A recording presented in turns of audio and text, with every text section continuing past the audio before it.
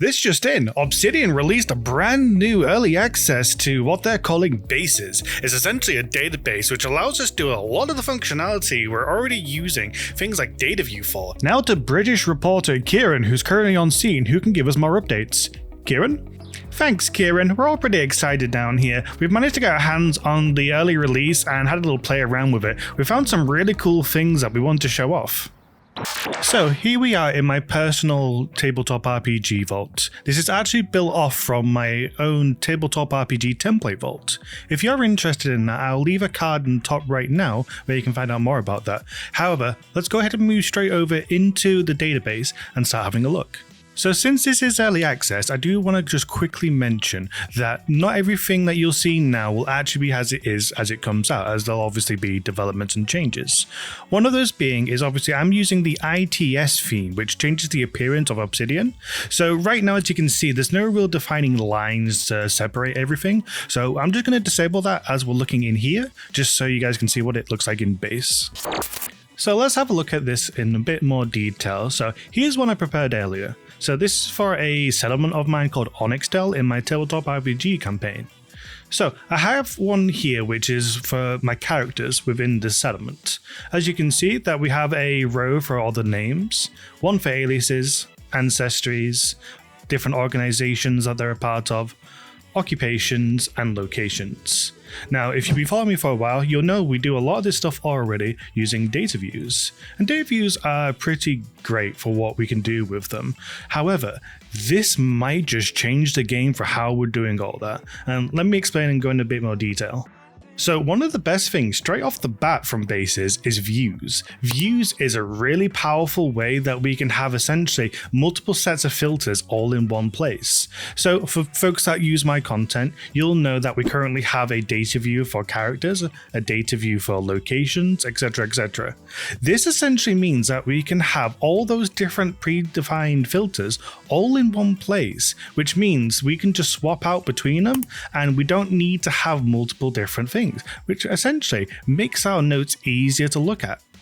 And the way we create a new view is essentially by going back up to that view tab, and either by creating a new view, or we can actually click on one of our current ones, and we can even duplicate it or copy to clipboard, which means we can reuse the settings elsewhere.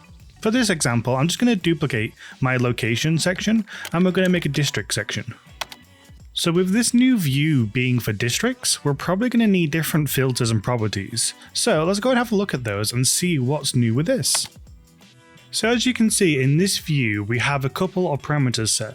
So we're looking for where the location contains Onyxdale, and for tags contains POI. Now if this sounds familiar, it is, because this is exactly how we set up our data views. We're telling it what it's looking out for, and then it's going to display the information back to us. And just like our data views, this is super easy for us to mess around with. So as I was saying, the POI tag is no longer relevant. Let's go ahead and change that from POI to district. And now with that, that's exactly what we need to make sure that this is all sorted for us. Okay, so obviously I just edited one of the filters, so let's go ahead and actually make a new one.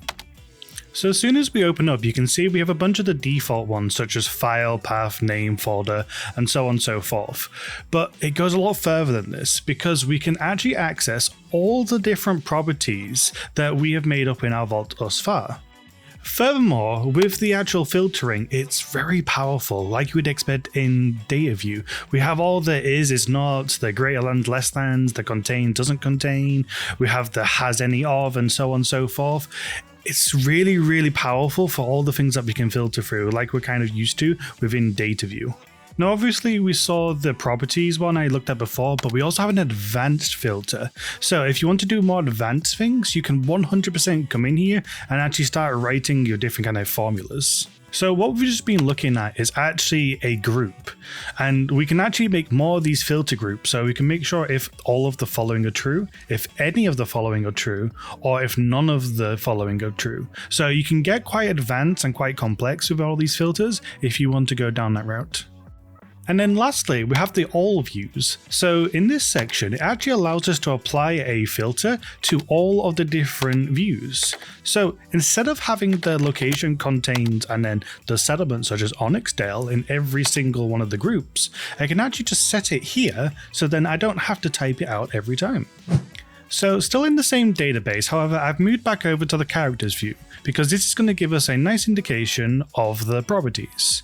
So as you can see through here, we have obviously the names, aliases, then we have ancestries, organizations, and other properties, ones that I've set as I've been making my vault. Now, to be able to actually access these and to kind of display them in the database, that's what we use the properties for. So when we open up the properties tab, you'll see all the ones that I've got selected and highlighted. So name, alias, ancestry, organization, occupation, and location. These are ones that I have set already. We can also add new properties as well by using the add property button if we want to create them from scratch here. But we have access to all the default ones that Obsidian has to offer, but we can even add more into here. So for example, let's go ahead and add one. I want to go ahead and add the Party 1 Relations. So this is essentially the property I use to indicate how someone is feeling towards my party in my D&D games. So now that we've added it, you'll see it's popped up here, which is amazing. But it's not exactly where I want it to be. So what we can actually do, we can actually move our cursor over it, hold left click, and drag it over to where I want it, and then release. And then hey presto, it's exactly where we need it to be. So for the most part, that's all the functionality for bases, but it does go one step further, because as you can see, we're in the note of Onyxdale, and I have the table built in to the note, which is amazing.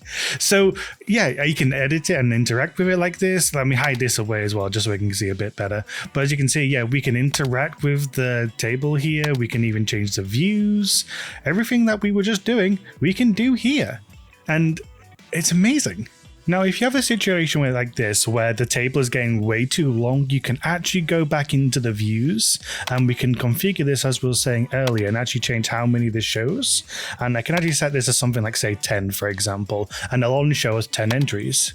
I do wish that this gave us the option to go through like next or something, just so we could keep this a short list but still have all the options.